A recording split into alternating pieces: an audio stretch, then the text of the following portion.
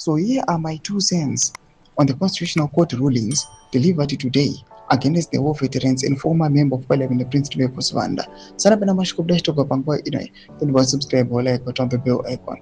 Chimwana mdanyo United may believe as a Zimbabwean is that meaningful political breakthroughs rarely happen simply because those in power suddenly decide to do the right thing.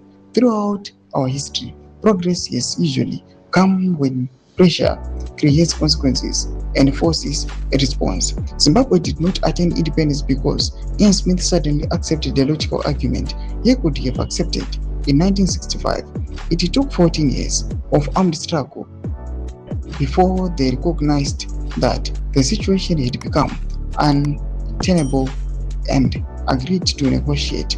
The 2013 constitution did not emerge in a vacuum either. It came after a disputed election, political violence, international pressure, and a crisis that forced the parties into a government of national unity. Likewise, what truly ignited serious operation to ZANU-PF in 2000 was the referendum defeat, which signaled to Robert Mugabe that the political landscape had fundamentally changed and that opposition politics could no longer be dismissed as the activists of small, inconsequential groups.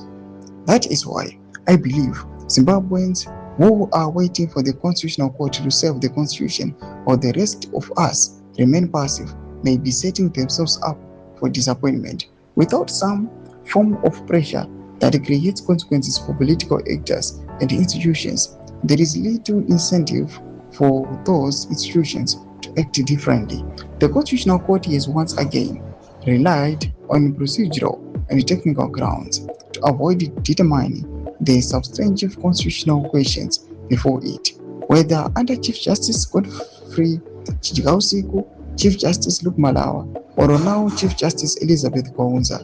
The pattern has often been the same: constitutional avoidance rather than direct engagement with difficult constitutional questions. Doma developments are kudapangwa ene.